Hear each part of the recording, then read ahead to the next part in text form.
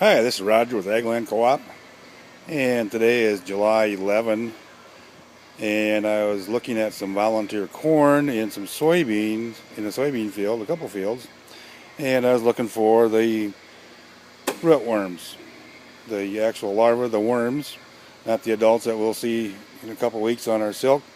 And I found one so far, but this is what I did. I dug it up, and you kind of want a 7-inch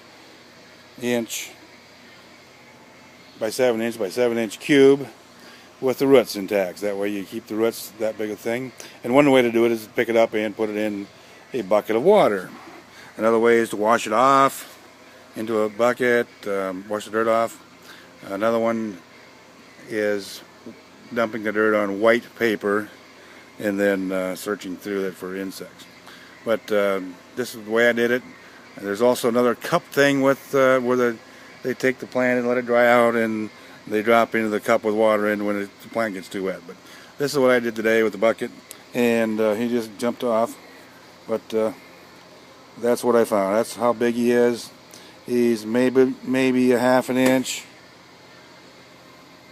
That's the hole in my pants that he ate. Whoops, not that he ate. That got caught in a barbed wire, I guess.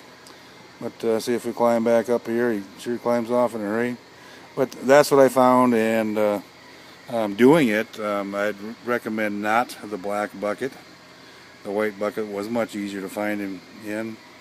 So just to prove that you need to do good housekeeping when you don't have corn out there, control your volunteer corn, because now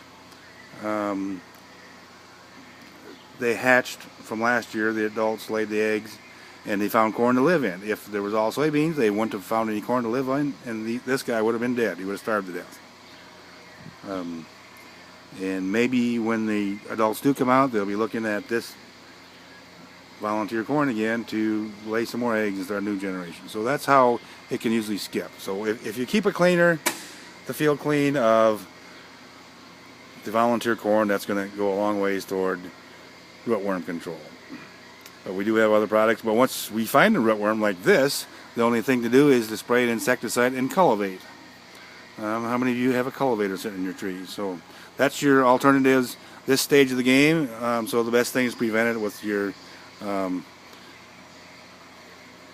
either insecticide or the trait, the BT trait for insects, for the corn rootworm. Thanks. This has been Roger with Agland Co-op. And today we talked about corn rootworm insects. Thanks.